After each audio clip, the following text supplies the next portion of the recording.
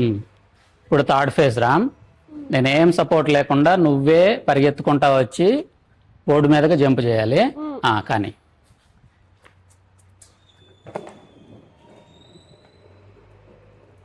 Okay. కానీ మళ్ళీ అంత దూరం ఏమి వెళ్ళొద్దులే, కొంచెం తక్కువ దూరంతోనే వచ్చి జంప్ చేయు.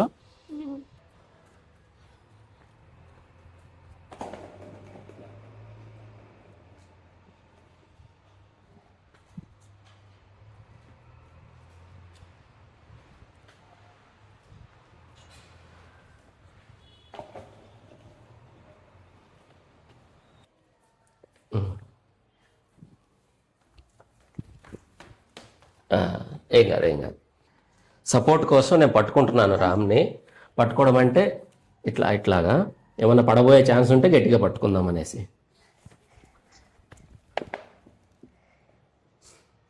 పరిగెత్తుకుంటా వచ్చి పట్టుకోవాలి. ఫేజ్ 2 ఇది. దా ఓకే. బంపర్ మే బంపర్. ఫేజ్ 2 కానీ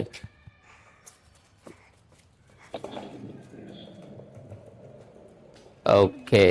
కానీ రామ్ కొంచెం స్పీడ్గా వచ్చి జంప్ చేయు.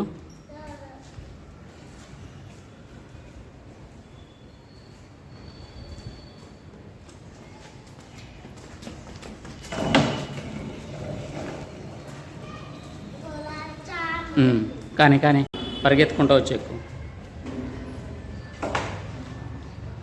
సేమ్ మళ్ళీ వెనక్కి వెళ్ళు.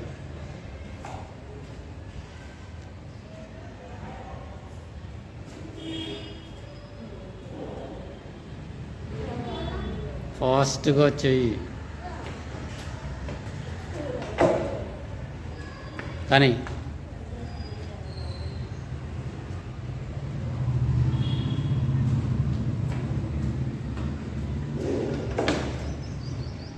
అలా పో.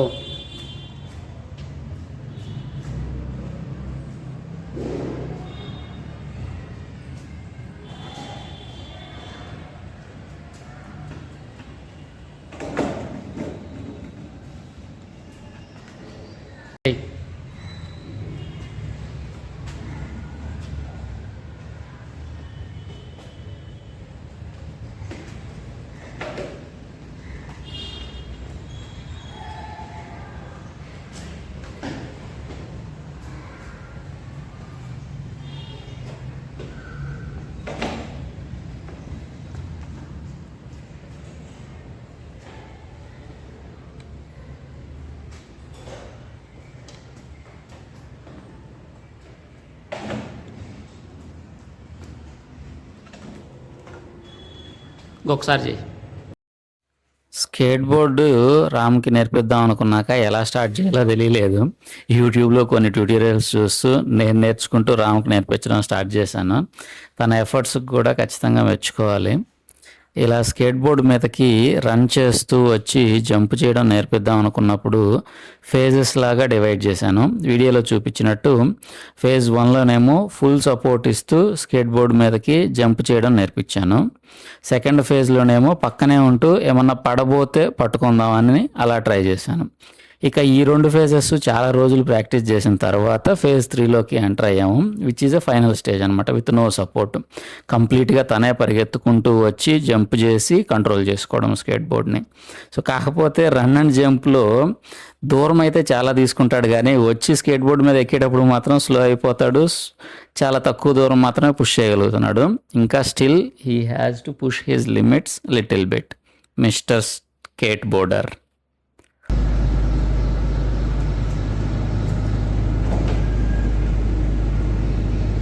కొంచెం స్పీడ్గా రావాలి రామ్. దా కానీ పద పద పద.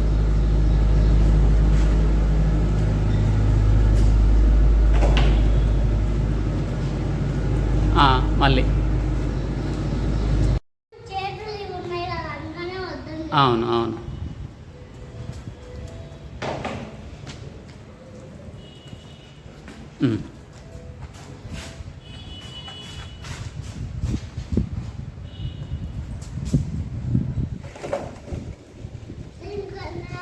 ఇంకా 4. దా కానీ కానీ కానీ కానీ కానీ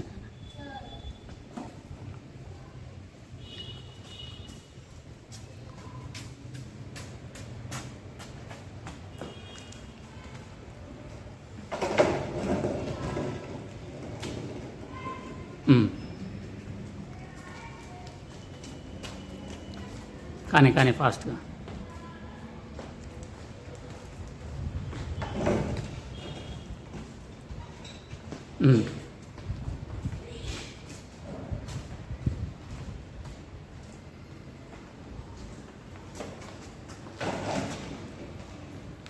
కానీ కానీ